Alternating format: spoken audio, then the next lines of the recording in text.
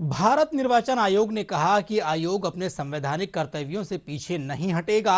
आज नई दिल्ली में मुख्य निर्वाचन आयुक्त ज्ञानेश कुमार ने पत्रकार वार्ता को संबोधित करते हुए कहा कि भारत के नागरिकों को निशाना बनाकर राजनीति की जा रही है।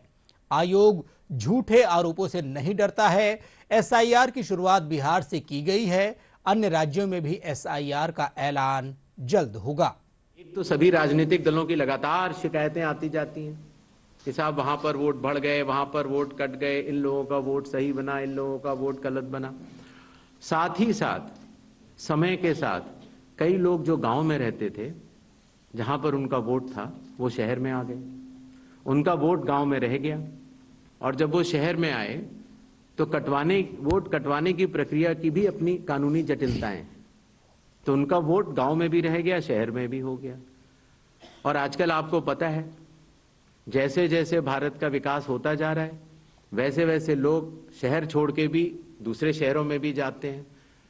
मुझे आशा है कि जितने हमारे मीडिया बंधु हैं वो भी शायद किसी न किसी दूसरे शहर को छोड़ के यहाँ पर आए होंगे।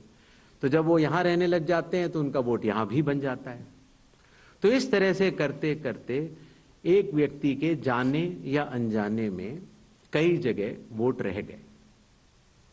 तो मतदाता सूची को शुद्ध करने के लिए इन्यूमरेशन फॉर्म एकमात्र रास्ता रह जाता है। क्योंकि मैं आपको एक उदाहरण भी देता हूं। जैसे मान लीजिए श्रीपर्णा चक्रवर्ती जी हैं, उनका पहला वोट था श्रीपर्णा चक्रवर्ती के नाम से। दूसरा वोट जब वो दूसरी बार उन्होंने भरा तो उन्होंने भर दिया एस चक्रवर्ती।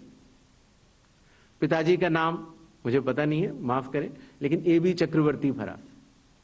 अगली जगह जब उन्होंने भरा तो उन्होंने कहा कि नहीं, अखिल बी चक्रवर्ती। तो यह असंभव हो जाता है जानना कि ये दो व्यक्ति एक हैं कि नहीं।